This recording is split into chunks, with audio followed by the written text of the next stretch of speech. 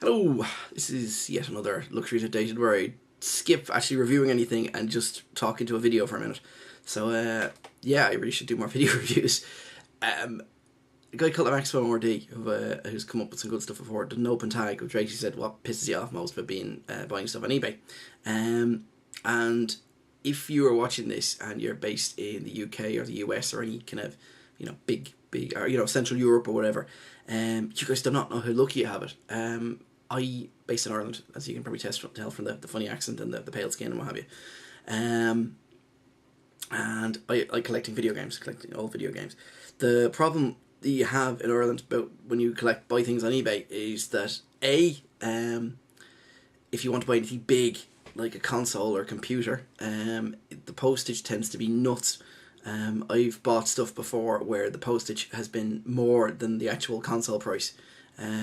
Once things get above the small parcel size, it costs a hell of a lot to ship, which is, fair enough. Also, then you have people on eBay that, will throw an extra couple of quid onto the postage costs to make their money back, which is fair enough, but I've started to get a feel for how much things should cost and shouldn't cost and that, and it's crazy just seeing how much people charge to post things. I mean, right now, I'm after the one thing I really want for my collection is an Amstrad computer, a CPC, but I'm gonna kind of have to keep scaring Ireland first rather than just be able to go on eBay and try and pick one up, because it's just would cost too much to ship. It would just be crazy.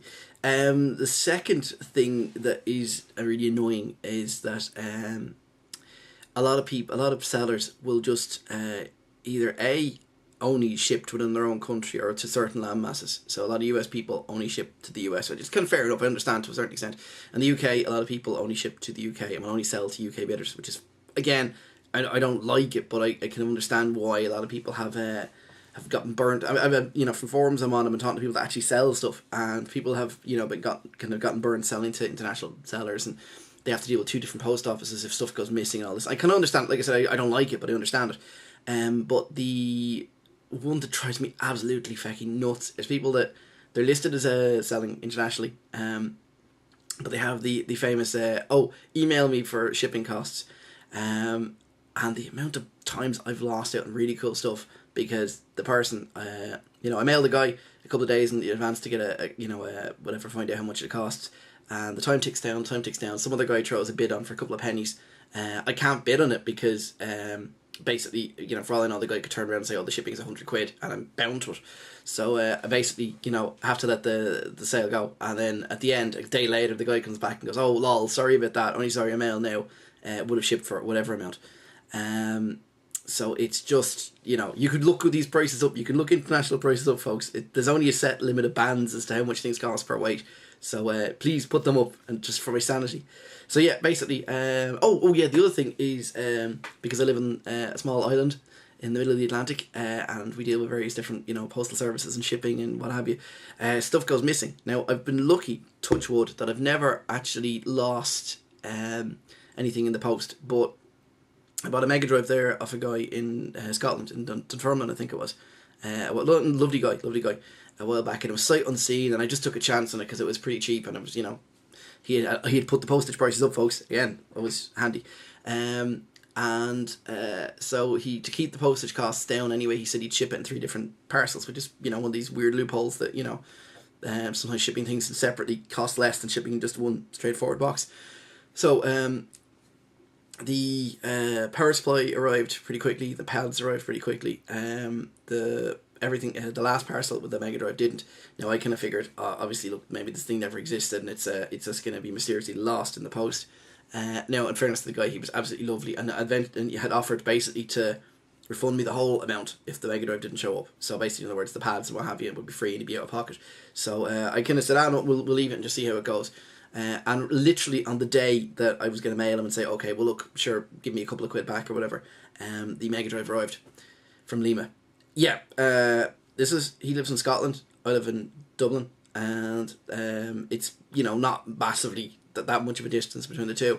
And 2 parcels had arrived, and the third one, which is addressed exactly the same way, had for some reason gone to Lima in Peru, and then sat there for a while, and then someone shipped it to Germany, and then from Germany someone flew it to Dublin. How or why this happened, I don't know. There was no Ireland, Lima, Ireland, Peru, Dublin. There's no, you know, connection between the two.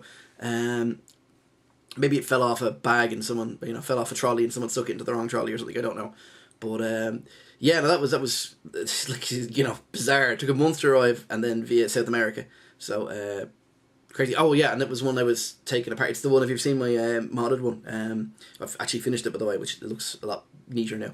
But if you've seen my modded Mega Drive, that's the one that I took apart to actually build and to put switches into, what have you. And I was taking apart, I was convinced I was just going to find, like, you know, little white packets of some sort of, you know, weird narcotics in there. Obviously it was some sort of drug mule thing, and that's why it had been diverted to Lima. And then obviously someone in Dublin was supposed to collect it. But no, there was nothing in there, so it wasn't being used as some sort of weird drugs trafficking thing or anything like that. So there you go. Yeah, so basically, you guys don't know you have it made. Seriously, you can buy for pennies, and people don't generally don't charge you that much to ship, and actually put the charges up, and you can bid on things and what have you. Like I said, I love living in Ireland. It's great. I mean, I do. And the other thing about this is I deliberately answered this one because it's one that I don't like to moan about. You know, because like I said, anyone I've ever dealt with in eBay has been lovely. But just I don't like to moan about it. But Jesus, you guys really don't know how you have it made. Oh, listen, just so this isn't a video about me whining. Here's a Galaxy Force. Here's a Galaxy Invader 1000. Before the days of, you know, home computing. This is how we got our Space Invaders fix, folks. This is the second one. If you can get hold of it, there's a Galaxy Invaders, and this is the Galaxy Invaders 1000. And yeah, it's well worth. It's actually really addictive. It's more addictive than the game, you know, that So Simple should be. But there you go. I just didn't want this to just be a whining video, so there you go. I may actually do a little video sometime of me taking this apart and showing you the gubbins inside it. But yes, there you go. Galaxy Invader 1000 from CGL. So there you go. That's been my rant, and thanks for watching.